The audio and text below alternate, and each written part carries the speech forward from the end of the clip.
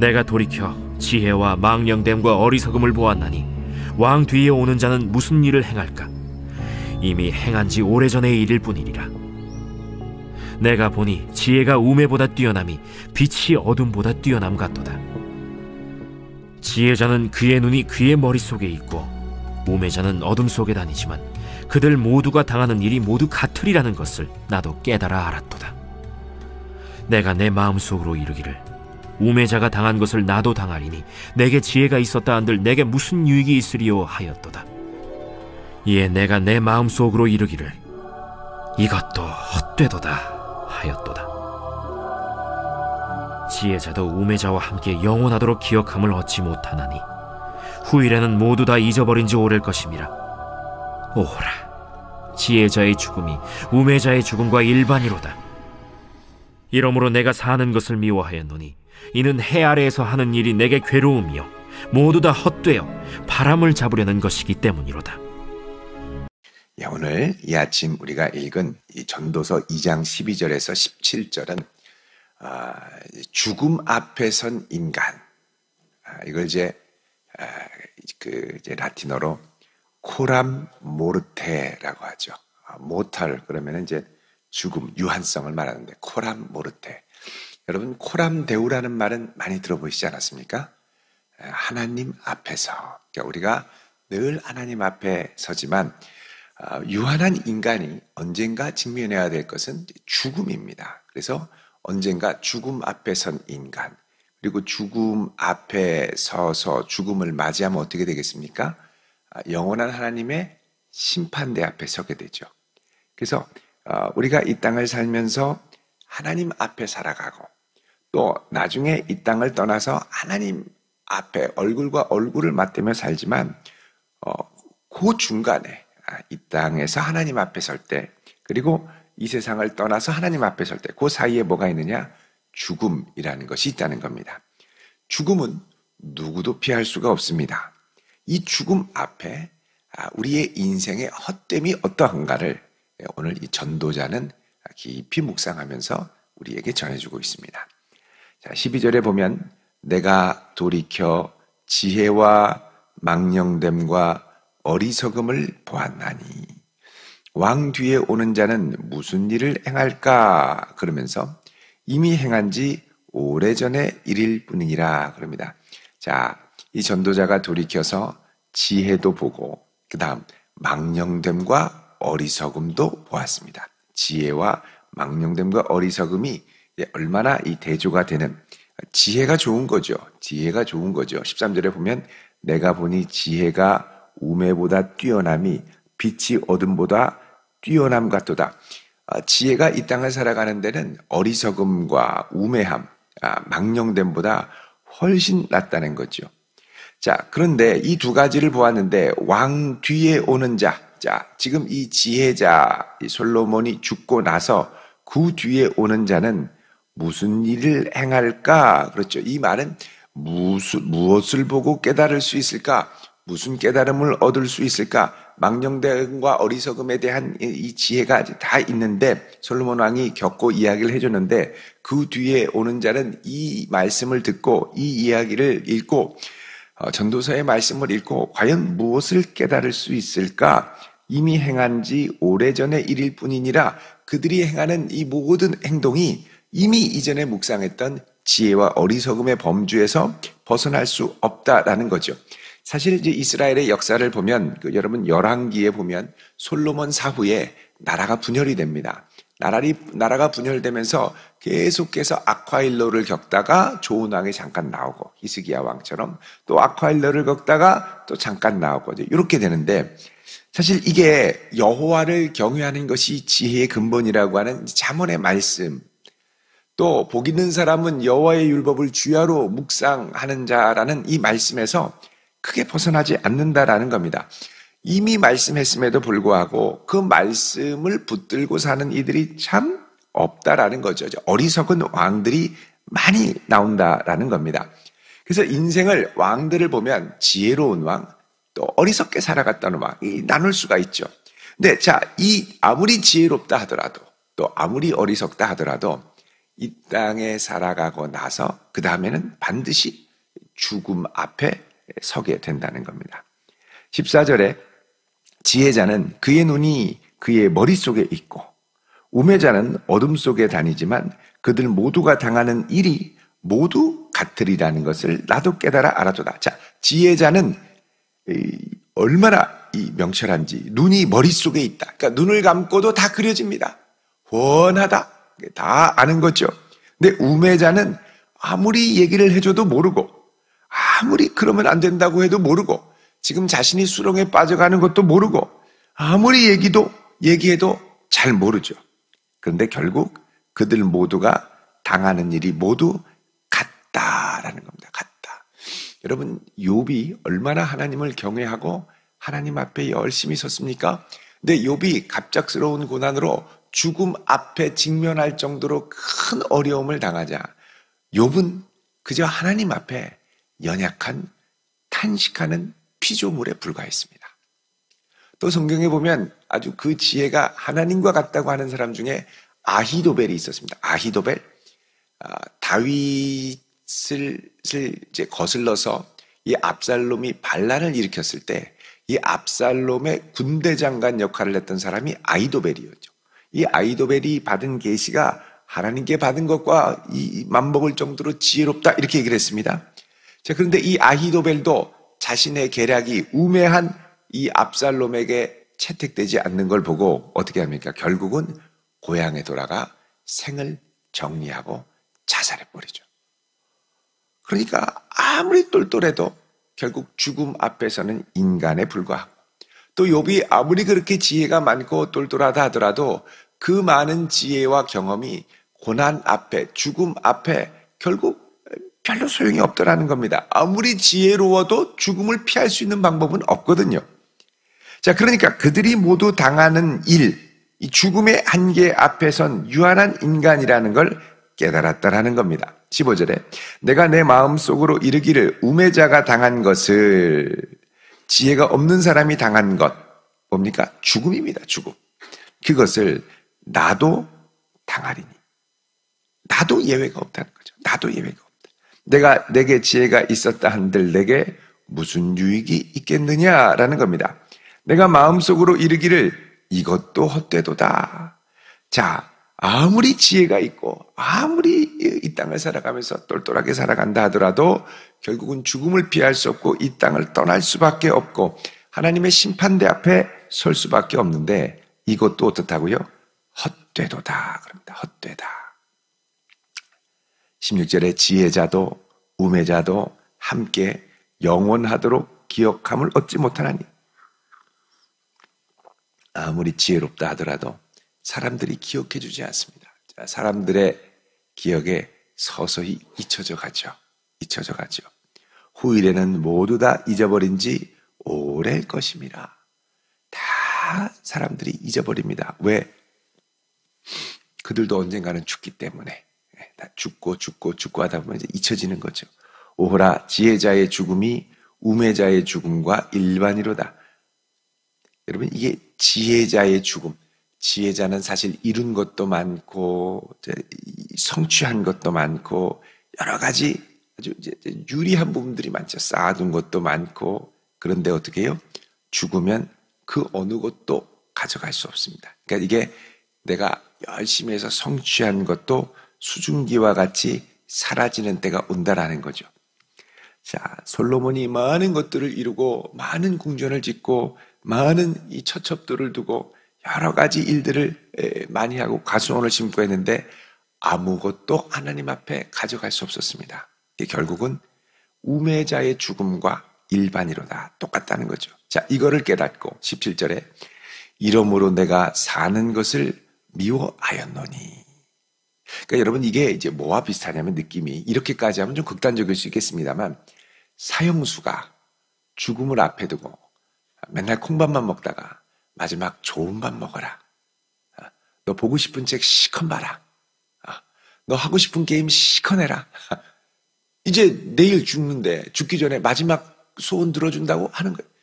너 다이아몬드 차 보고 싶지? 다이아몬드 차라. 여러분 다이아몬드 차면은 막 그걸 어떻게 하겠습니까? 자기가 집어 먹겠습니까? 어디 꽁쳐 놓겠습니까? 죽음 앞에 오면 아무 욕심을 낼 수가 없어요. 그러니까 그냥 먹어도 발발발발발 떨면서 먹고 게임을 해도 재미가 없죠. 내일 죽는데 지금 신난다 재밌다 해봐야 무슨 소용이 있겠습니까? 그런 마음인 거예요. 그러니까는 솔로몬의 이 마음에 이 죽음이라는 건 피할 수 없는 숙명이고 누구나 닥치게 되는데 그 앞에서 나는 지금 내가 이렇게 지혜롭고 똘똘하다고 하는 것이 과연 무슨 소용이 있는가? 내가 지혜로워서 해보고 싶은 거 다 하고 이렇게 성취하고 많이 부를 쌓아놓고 이게 무슨 소용인가? 라는 생각이 든다는 거죠. 그러니까 이게 사형수가 내일 죽었는데 지금 밥 먹는 게 즐겁지 않죠. 지금 게임하는 게 즐겁지 않죠. 그런 것처럼 내가 살아가는 오늘날의 이 삶을 미워하였다 그럽니다. 미워했다라는 건 깊이 실망했다라는 겁니다. 이 즐거움, 이 재미, 이 만족이 어디까지 갈 수 있을까라는 거죠. 그 이유가 이는 해 아래에서 하는 일이 해 아래, 하늘 아래 전도서에서 매우 중요하다고 그랬습니다. 하나님 아래, 해 아래 우리의 인생이 하는 것이 거의 다 이제 수증기와 같고 잡으려고 하면 사라지고 잠깐 내가 붙들고 있었던 것 같은데 또 내 손에서 벗어나고 이런 것들이죠. 해 아래에서 하는 일이 내게 괴로움이요 모두 다 헛되어 바람을 잡으려는 것이기 때문이로다.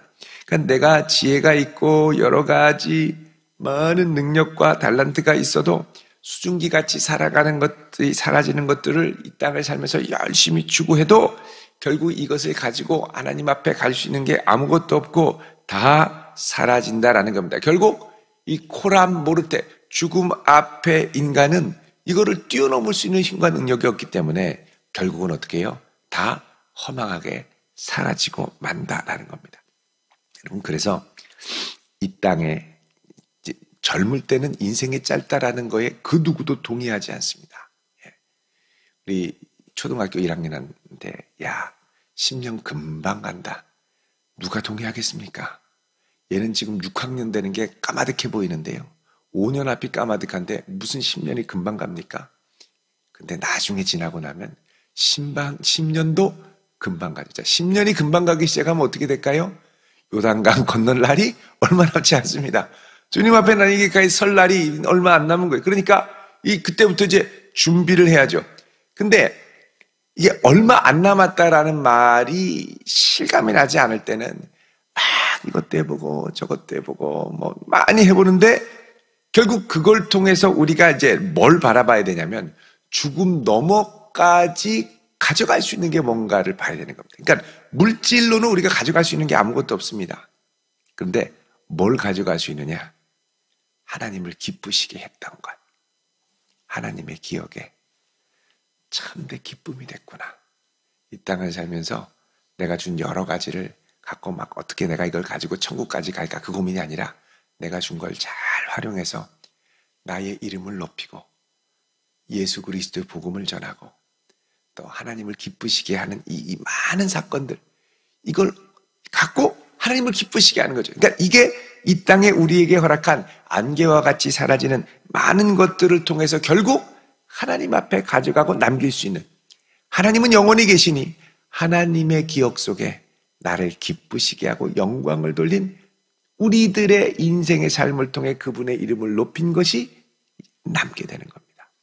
또 하나 하나님이 세상을 이처럼 사랑하사 독생자를 주셨죠. 그러니까 독생자를 주셨기 때문에 이 세상은 하나님이 사랑하시는 세상입니다. 사랑하시는 이 세상 가운데 독생자의 사랑을 입은 우리가 이 땅에서 할 수 있는 건 하나님이 사랑하셨던 그 사람들을 우리도 사랑하는 거죠. 그래서 그들에게 하나님의 사랑을 보여주고 하나님의 사랑을 느끼게 해주고 다른 말로 하면 하나님의 손과 발이 되어 하나님의 나라와 통치를 경험하게 해주는 것. 여러 가지 통로를 통해서입니다. 우리가 일하는 직장을 통해서 또 우리가 갖고 있는 또 지식을 통해서 또 우리가 갖고 있는 물질을 통해서, 우리가 갖고 있는 건강을 통해서, 또 주님께서 이곳에서 그런 것들을 함께 나누며 실천하라고 주신 교회를 통해서, 이런 것들을 통해 우리를 사랑하라고 하신 이 사랑을 계속해서 보여주면서 하나님을 기쁘시게 하는 거죠. 결국은 이 땅에 우리가 죽음 앞에 설 때, 딱 죽음 앞에 설 때 아무것도 못 가져가고 이제 이 죽음의 이 요단강을 넘어가게 되는데, 그 넘어갈 때 하나님 앞에 설 때는 내가 이 땅에 있었던 거 아무것도 가져가지 못하고 딱 서지만, 그때 하나님이 우리를 보고 기억하는 건 뭐냐? 네가 얼마나 많은 것들을 쌓아놨냐? 네가 얼마나 높이까지 승진했냐? 이런 거 하나도 안 남고 네가 나를 얼마나 영화롭게 했느냐? 내가 사랑했던 이 세상을 네가 얼마나 사랑하고 섬겼느냐를 갖고 코람데오 하나님 앞에 서게 되는 겁니다. 그러니까 우리가 이 땅을 살면서 코람모르테, 죽음 앞에 늘 서면서 이 죽음을 넘어까지 가지고 가서 코람데오 하나님 앞에 설 때에 드릴 수 있는 것이 무엇일까를 기도하며, 오늘 우리에게 주신 기회와 환경을 통하여 기쁘게 주님을 영화롭게 하며 사랑하면서 살아갈 수 있도록 지혜를 구하며 가야 되겠죠. 성취는 물론 필요합니다. 이 땅을 살아가면서 우리가 성취해야 될 것들이 있죠. 필요합니다.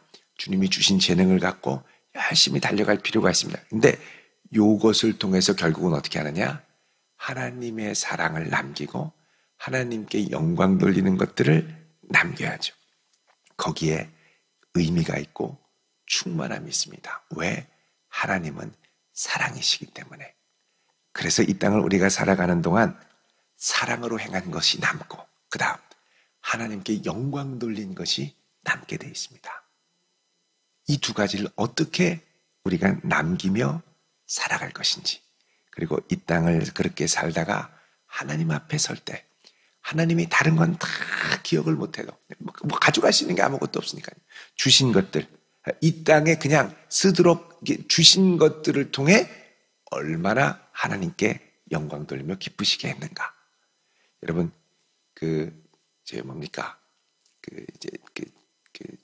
강이나 뭐 이런 데 가면, 바다도 가면, 바나나 보트, 보트 타는 거 있죠. 보트 탈 때 보면은 구명조끼도 주고, 기념품도 주고, 사진도 찰칵 찍어주고, 바나나 보트 타면은 거기 기름 같은 것도 자기가 다 부어주고, 돈만 내면 쫙 해서 막 돌고 하다가 사진도 찍어주고 하다가 돌아옵니다. 돈도 거기 가서 보트도 타고, 거기서 가끔씩은 멀리 가면은 배에서 맛있는 음식도 주고 그러죠. 근데 그거 다 하고 배를 내릴 때는 아무것도 가져가는 게 없습니다. 구명조끼 내려놔야 되고 다 놓고 나오는 거죠. 나오면 뭐가 남습니까? 사진만 남아요. 그러는 분도 있겠지만 결국 사진도 나중에 되면 잊혀지고요. 뭐만 남냐면 아름다운 추억만 남습니다. 그러니까 추억 남기고 오는 거예요. 그 추억을 남기기 위해서 보트도 마련해주고 음식도 마련해주고 구명조끼도 마련해주고 이 운전을 잘하는 숙련된 기사도 붙여주고 그렇게 시설도 마련해주고 그런 거죠. 결국 우리가 이 땅을 살아가면서 하나님이 많은 것들을 주지만 내가 이게 다 요단강을 건너서 가져갈 수 있는 게 아무것도 없다라는 건 뭐냐면 우리 인생은 결국 이 땅에서 렌탈 인생입니다. 렌탈 인생.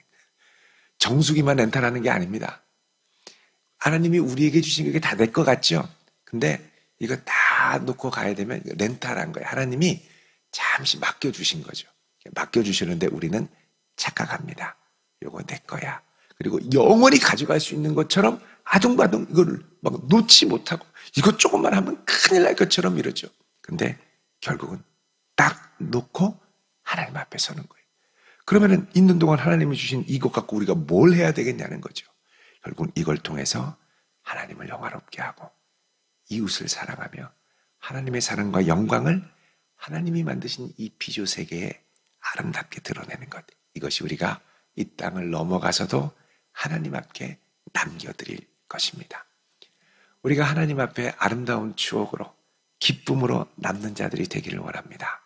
그래야 이 땅을 떠나 주 앞에 설 때 잘했다, 충성된 종아, 칭찬받는 성도 될 수 있기를 주의 이름으로 축원드립니다. 기도하겠습니다. 거룩하신 아버지 하나님, 오늘 이 한날도 하나님의 능력의 손이 우리를 붙들어 주시고 임마누엘로 동행하시는 하나님의 권능의 손이 우리를 보살펴 주셔서 주님, 살같이 빠르게 지나가는 이 세상의 세월 가운데 주님 앞에 남길 수 있는 것들이 무엇인가를 깊이 생각하며 주님을 영화롭게 하고 우리에게 주신 이들을 끝까지 사랑하는 자가 되게 하옵소서. 그리하여 요단강을 건너 주 앞에 설 때 잘했다 칭찬받는 하나님의 자녀, 하나님의 기쁨 될 수 있도록 저희들의 생을 인도하여 주옵소서. 예수님의 이름으로 기도드립니다. 아멘.